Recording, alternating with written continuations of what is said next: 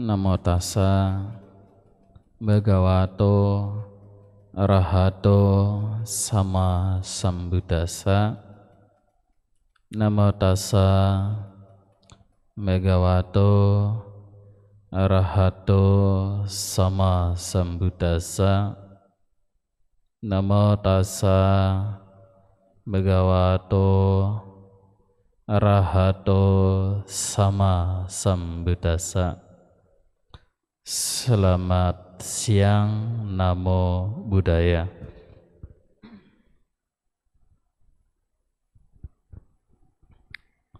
Saudara-saudara sekalian, para umat Buddha dimanapun Anda berada, pertama-tama saya sampaikan semoga Anda semua senantiasa sehat dan berbahagia, bebas dari kebencian, bebas dari penderitaan, bebas dari penyakit, dan bebas dari segala macam kesulitan. Dan semoga semua makhluk dimanapun mereka berada senantiasa berbahagia, bebas dari kebencian, bebas dari penderitaan, bebas dari penyakit, dan bebas dari segala macam kesulitan. Saudara-saudara semua, para umat Buddha dimanapun Anda berada, melalui kesempatan siang hari ini, melalui momen puja bakti yang diselenggarakan oleh Sekolah Bodhidharma Batam yang disiarkan secara live streaming ya, pada kesempatan ini, sebagaimana yang sudah disepakati pada hari ini, kita akan bersama-sama untuk mengulas Dhamma, mengulang kembali Dhamma ajaran Buddha ya, dengan tema kesuksesan dan kegagalan di dalam kehidupan kita ya, kesuksesan atau keberhasilan. Nah, tema kesuksesan dan kegagalan ini, Bapak Ibu, saudara-saudara semua, kami sampaikan dalam kaitannya dengan dalam hubungannya dengan hukum karma, Bapak Ibu, ya, yaitu kegagalan dan kesuksesan. Nah, apa kaitannya, apa hubungannya kesuksesan dan kegagalan ini dengan hukum karma? Yaitu secara umum hubungannya begini: kesuksesan atau keberhasilan akan memunculkan dan akan menumbuh suburkan karma kita yang baik.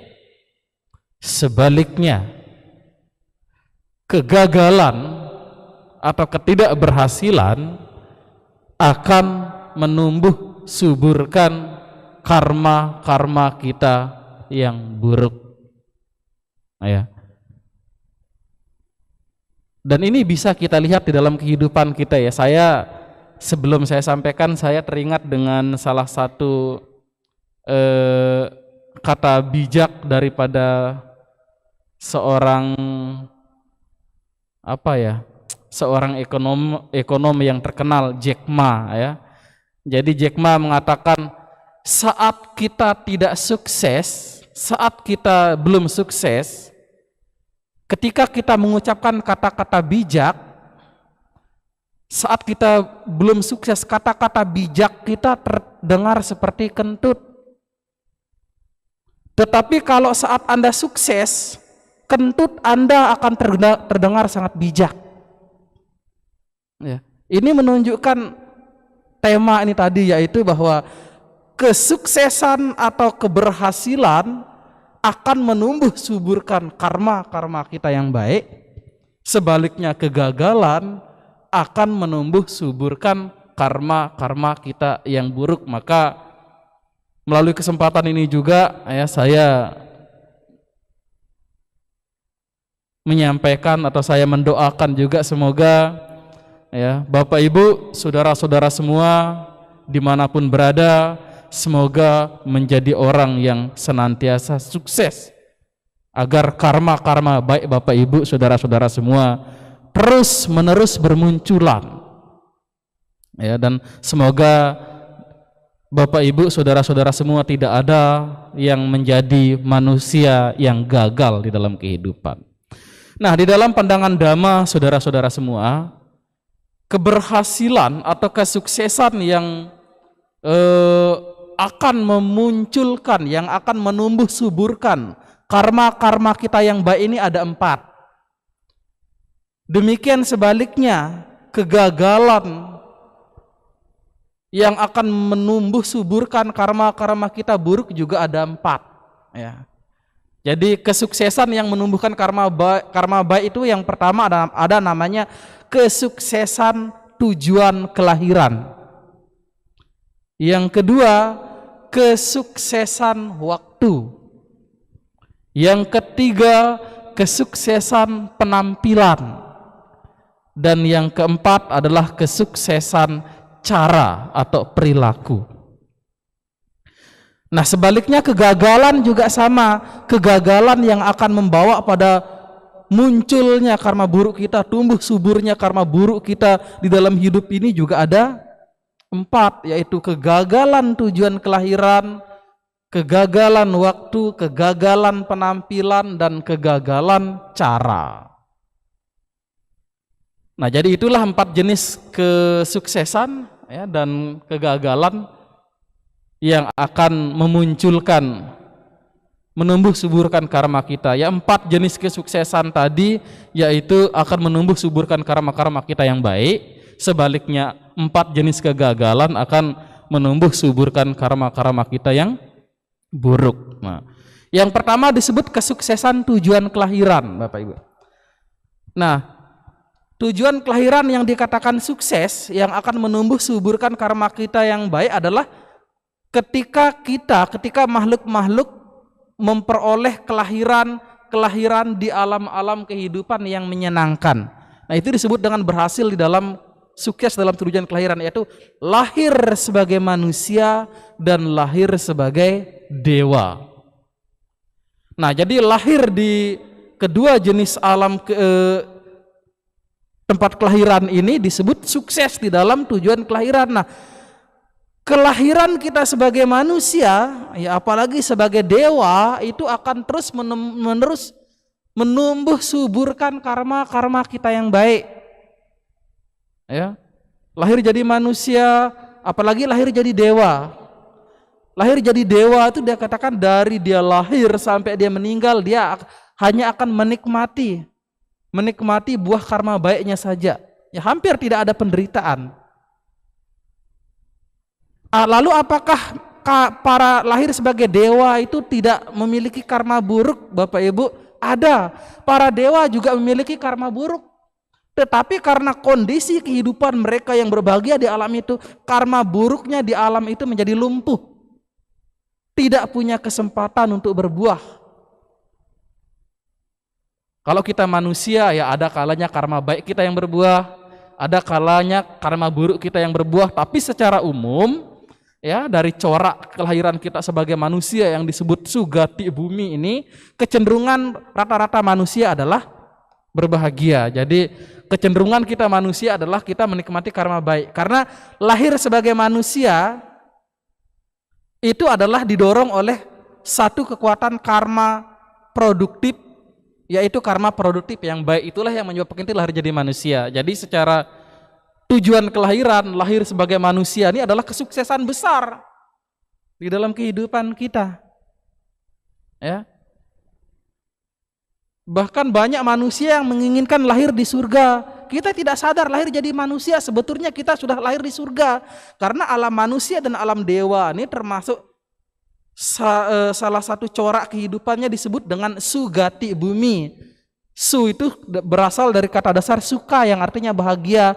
Bumi itu alam kehidupan. Jadi sugati bumi artinya alam kehidupan yang makhluknya cenderung berbahagia, yaitu alam manusia dan alam dewa. Jadi lahir sebagai manusia sebetulnya kita sudah lahir di surga, Bapak Ibu. Sangat sulit untuk lahir jadi manusia. Ya, seperti Sang Buddha mengibaratkan, di antara sekian makhluk yang terlahir sebagai manusia di bumi ini, ya sekarang populasi kita manusia di dunia ini ada berapa banyak Bapak Ibu? Kurang lebih 7,5 miliar ya. 7,5 miliar manusia di bumi ini. Ini rata-ratanya ya, bisa lebih atau bisa kurang atau bahkan mungkin lebih. Jadi sebagaimana yang Sang Buddha sampaikan bahwa dari sekian banyak ya makhluk yang terlahir sebagai manusia, setelah kehidupan ini yang mampu bertahan hidup terlahir kembali sebagai manusia jumlahnya sangat sedikit, yang diibaratkan seperti kuku yang menempel di kuku Sang Buddha, di kuku Buddha, sangat sedikit. Sementara manusia yang makhluk yang sekarang lahir jadi manusia dan di kehidupan berikutnya terjerumus ke dalam kelahiran-kelahiran di alam-alam yang rendah, alam-alam yang tidak menyenangkan, jumlahnya sangat banyak, diibaratkan seperti pasir-pasir yang berada di Sungai Gangga, tidak terhitung. Ya. Jadi sekali lagi Bapak Ibu, kita lahir sebagai manusia sesungguhnya kita sudah terlahir di alam surga, karena alam manusia ini di dalam secara dari sudut pandang kondisi ini sudah termasuk sugati bumi. Kalau bahasa Pali itu sugati, kalau Sanskertanya surga. Itu artinya tempat yang makhluknya cenderung berbahagia. Nah, jadi ketika kita lahir sebagai manusia, kebanyakan yang muncul adalah karma-karma baik kita. Itulah kenapa sebabnya sekarang kita jadi manusia ya sehat, bahagia, ya memiliki banyak teman. Karena apa? Sedang ada karma-karma produktif yang sedang bekerja ya di dalam diri kita. Itu di salah satu penyebabnya karena kita sukses dalam tujuan kelahiran. Sama seperti kalau dewa, ya dewa dari lahir dia sampai meninggal dia berbahagia karena efek dari kebajikan-kebajikannya di masa lampau. Jadi sekali lagi yang disebut dengan kesuksesan tujuan kelahiran yang akan menumbuh suburkan karma kita yang baik adalah terlahir di alam-alam kehidupan yang menyenangkan atau sugati bumi, yaitu lahir sebagai manusia dan lahir sebagai dewa. Itu disebut dengan sukses di dalam tujuan kelahiran. Jadi secara hukum karma kita sekarang ini sudah sukses. Ya meskipun Bapak Ibu banyak yang merasa, wah saya kok dari muda sampai tua nggak sukses. Tapi dari sudut pandang tujuan kelahiran sebenarnya lahir jadi manusia kita sudah sukses. Sukses di dalam tujuan kelahiran. Nah, sebaliknya ada kegagalan tujuan kelahiran. Ya, kegagalan tujuan kelahiran ini artinya ketika makhluk-makhluk terjerumus ke dalam kelahiran di alam-alam kehidupan yang tidak menyenangkan. Ya, secara teknis di dalam Dhamma ini disebut alam apaya. Apaya itu artinya tidak berbahagia. Nah, ada 4 jenis alam-alam kehidupan yang tergolong alam-alam kehidupan yang tidak menyenangkan, di mana ketika makhluk sudah terjerumus ke dalam salah satu dari 4 jenis alam kehidupan ini, maka di tempat itu semua yang tumbuh subur hanya karma buruk saja. Nah, ada 4 alam kehidupan ya bagi kelahiran bagi makhluk-makhluk yang gagal, yaitu terlahir di alam neraka atau niraya, terlahir di alam hantu-hantu kelaparan yang disebut peta, terlahir di alam-alam setan ya disebut alam asura, asyolo, dan terlahir sebagai binatang. Nah, jadi terlahir, apakah kita nanti sekarang sudah lahir jadi manusia, bisa lahir di alam neraka, bisa lahir jadi peta, jadi hantu, bisa lahir jadi asura, bisa lahir jadi binatang? Jawabannya sangat-sangat bisa. Selama kita menjadi manusia yang memiliki kekotoran batin dan gemar mengumbar kekotoran batin, peluang kita untuk gagal dalam tujuan kelahiran sangat besar. Jadi saudara-saudara semua, kalau makhluk-makhluk sudah terjerumus ke dalam kelahiran di salah satu dari 4 jenis alam tadi, maka itu disebut dengan gagal di dalam tujuan kelahiran. Nah, lahir di salah satu dari 4 itu yang ada adalah karma buruk. Nah, seperti kalau lahir di alam neraka, ya, dari lahir ya sampai meninggal menderita terus umurnya panjang lagi. Ya kan Bapak Ibu kalau pernah di dalam Tripitaka tuh lahir di alam neraka itu umurnya lebih panjang daripada manusia. Kalau manusia rata-rata umur kita cuma berapa? 70 tahun. Lahir di alam neraka bisa berjuta-juta tahun, bermiliar-miliar tahun, bertriliun-triliun tahun bahkan. Dan itu dalam kurun waktu yang sedemikian lama, sedemikian panjang, yang ada hanya penderitaan. Ya, jadi lahir di alam neraka maka itu akan memicu ya, yang bisa tumbuh di sana hanya karma-karma buruk. Apakah makhluk-makhluk yang terlahir di alam neraka tidak punya timbunan karma baik? Mereka punya. Tetapi karena mereka gagal dalam tujuan kelahiran di alam itu, karma-karma baik mereka menjadi lumpuh dan tidak punya kesempatan untuk berbuah. Jadi karma kita itu bisa lumpuh Bapak Ibu. Ya. Kalau kita lahir jadi manusia ya, atau lahir jadi dewa, karma-karma buruk kita saat kita lahir jadi dewa itu menjadi lumpuh, tidak punya kesempatan. Bahkan karma-karma buruk kita itu bisa expired Bapak Ibu. Nah, kan ada kalau pembagian karma itu ada namanya karma yang sudah expired ya, yang sudah tidak berbuah lagi, ahosi karma ya. Nah itu kemudian lahir di alam peta juga sama. Alam peta itu alam hantu kelaparan ya. Jadi alam hantu kelaparan ini yang biasanya bisa menerima yang namanya pelimpahan jasa ya.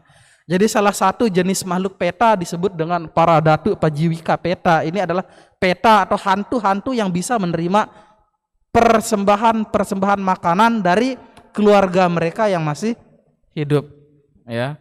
Makanya kan kalau kita pelimpahan jasa pada makan kan biasanya secara tradisi Buddhis kita mengucapkan idang me nyatinang hotu sukita hontu nyatayo ya, semoga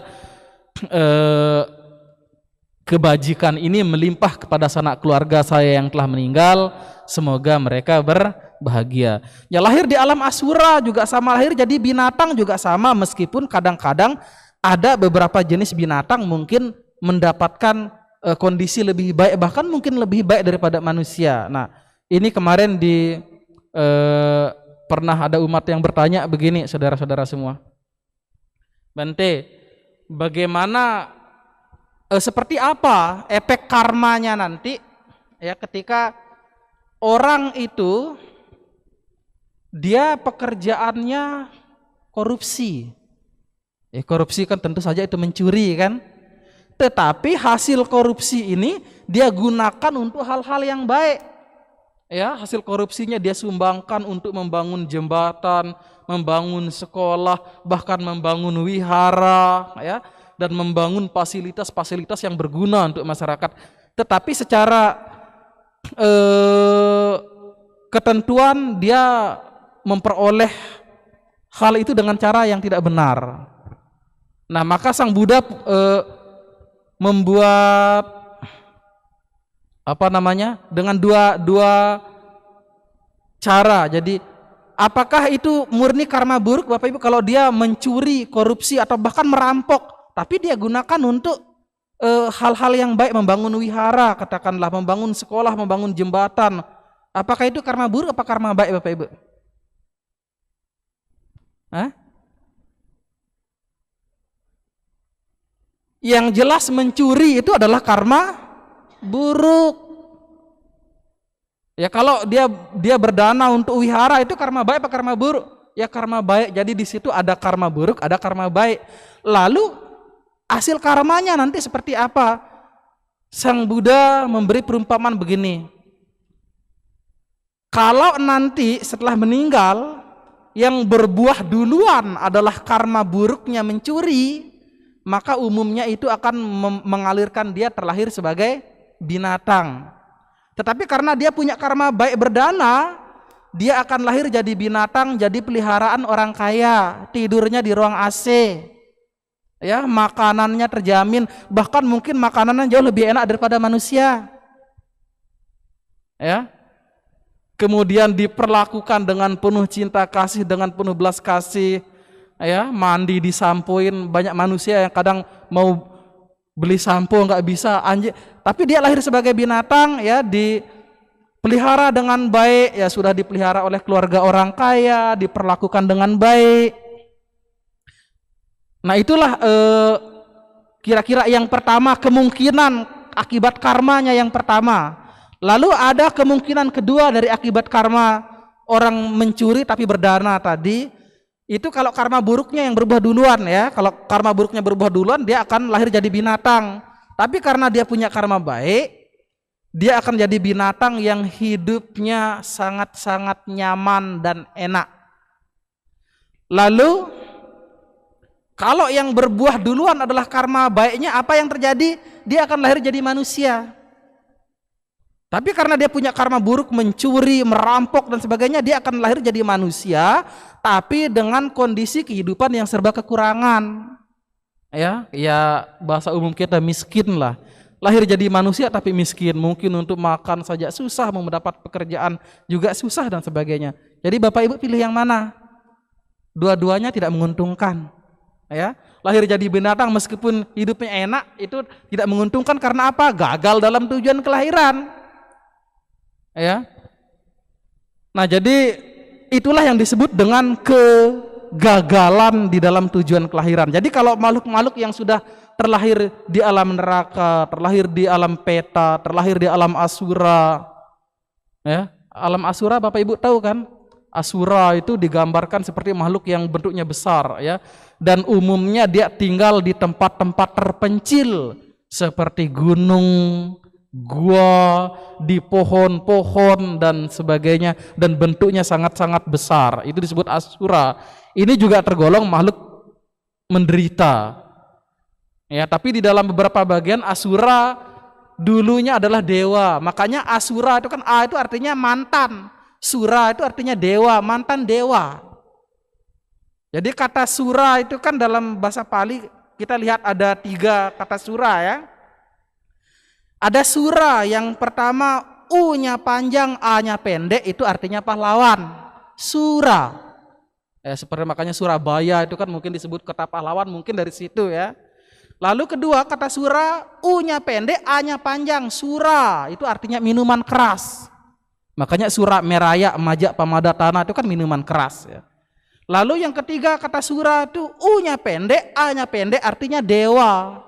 Makanya asura itu artinya mantan dewa, begitu, ya.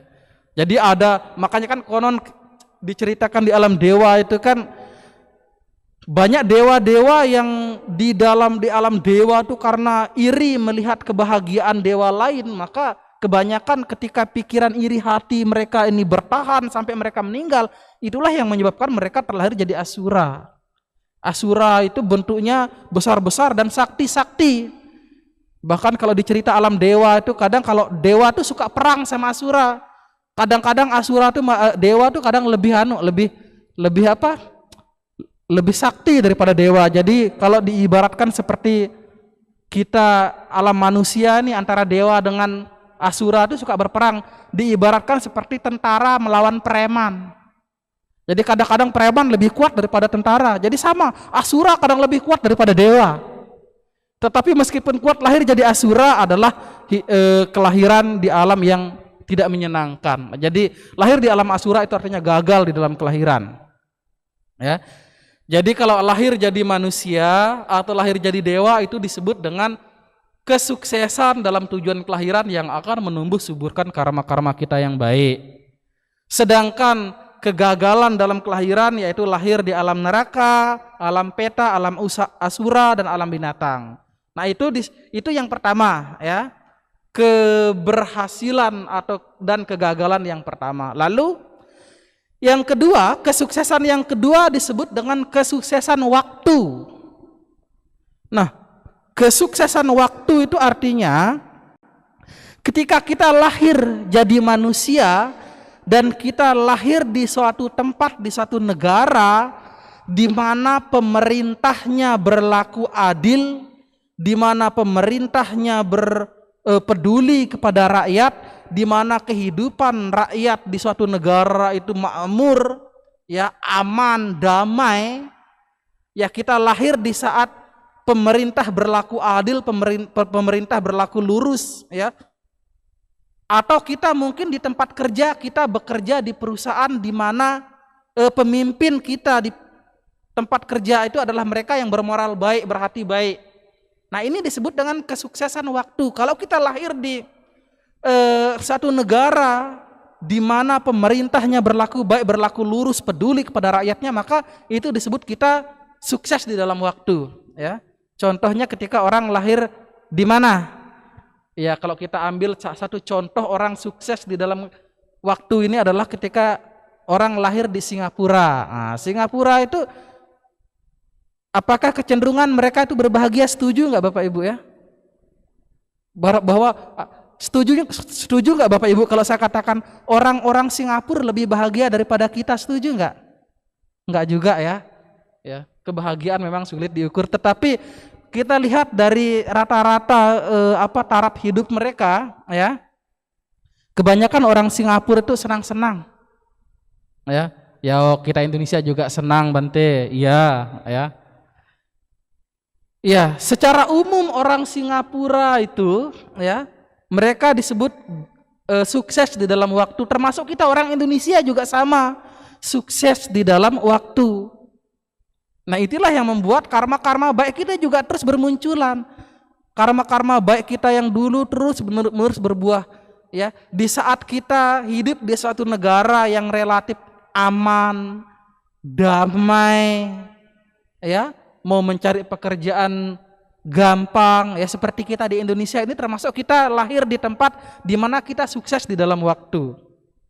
Nah, lalu yang sebaliknya, kegagalan dalam waktu itu artinya ketika kita lahir sebagai manusia, lahir di suatu tempat, di suatu negara di mana pemerintahnya berlaku tidak adil, dan tempat itu yang di setiap harinya hanya perang terus, konflik terus, gejolak terus. Ada kan negara-negara di dunia ini yang sampai sekarang ini perang terus. Ya, ketika pemerintahnya berlaku tidak adil, ya, terjadi banyak sekali pergolakan, terjadi banyak sekali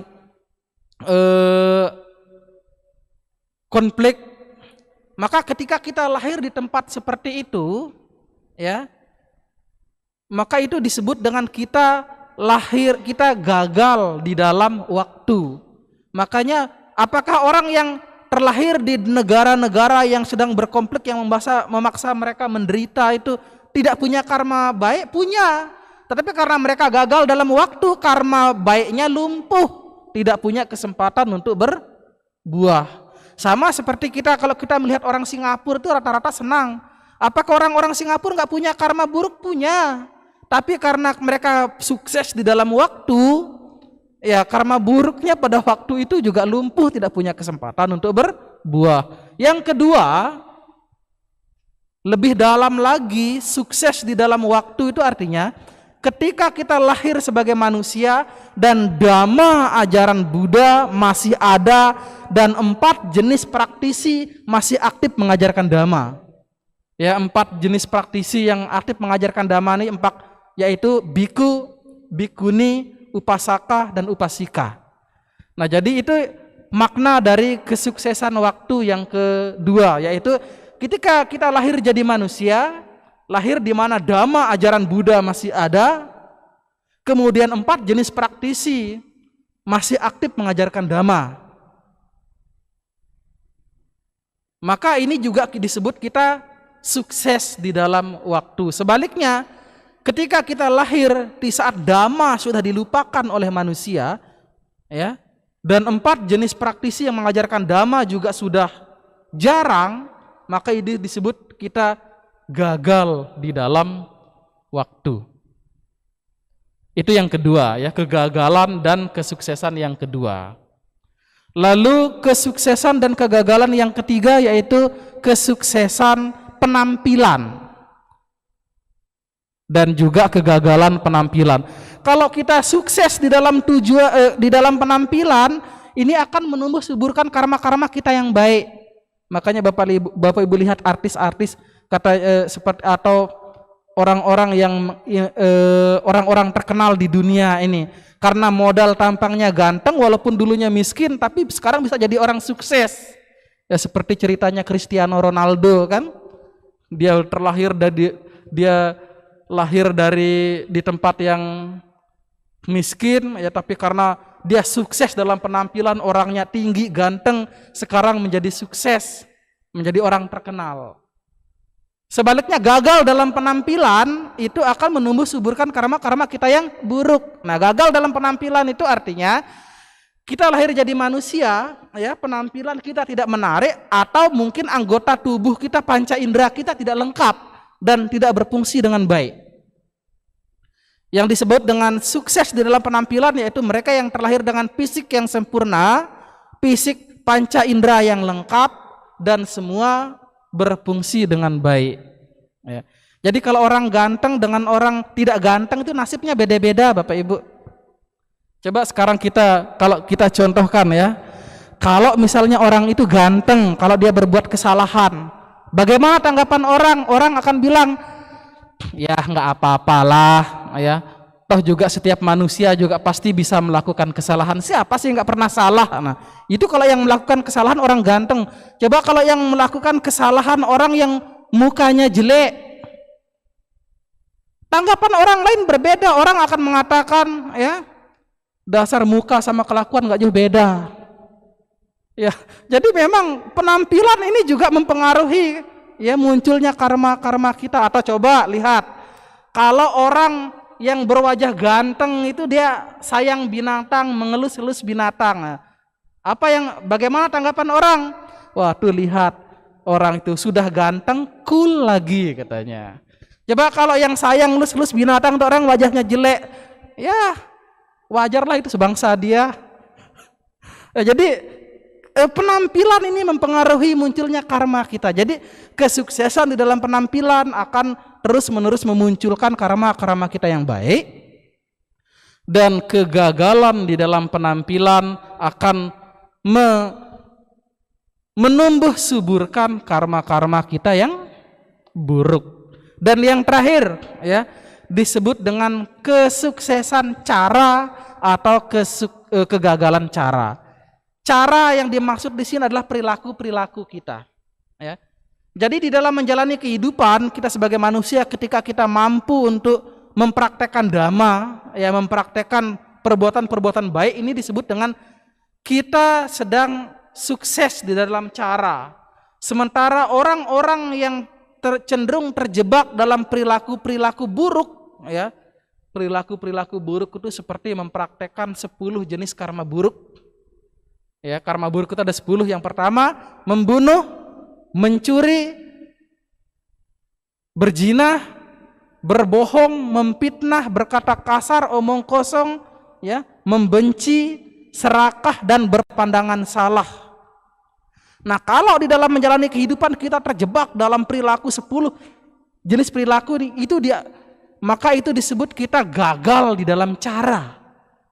Nah, kegagalan dalam cara ini akan menumbuh suburkan karma-karma kita yang buruk ya, dengan kita mempraktekkan perbuatan membunuh, mencuri, ya, berbuat asusila, berbohong, berkata kasar, itu akan terus-menerus menumbuhkan karma-karma kita yang buruk. Nah, sebaliknya kalau kita sukses di dalam cara, artinya ketika kita di dalam kehidupan ini melatih diri kita di dalam perbuatan-perbuatan baik. Perbuatan baik itu ada berapa Bapak Ibu di dalam agama Buddha?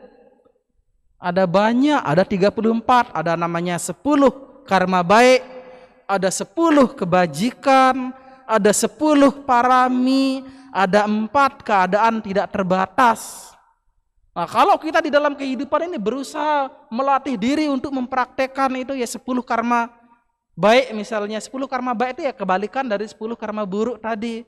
10 karma baik itu berarti tidak membunuh, tidak mencuri, tidak berbuat asusila, tidak berbohong, ya, tidak memfitnah, tidak berkata kasar. Ya, jadi kalau di dalam kehidupan ini kita melatih diri di dalam perilaku-perilaku yang baik, ya, cenderung melatih diri di dalam dhamma, menghindari perbuatan-perbuatan buruk, maka itu artinya kita dikatakan sukses di dalam cara. Nah, kesuksesan di dalam cara atau kesuksesan di dalam perilaku ini akan menumbuh suburkan karma-karma kita yang baik. Maka karma-karma kita yang baik akan terus-menerus bermunculan. Kalau kita sukses, ya apalagi kita sukses di dalam kelahiran, sukses di dalam waktu, sukses dalam penampilan, sukses di dalam cara, ini akan terus-menerus memicu muncul dan tumbuhnya karma-karma kita yang baik.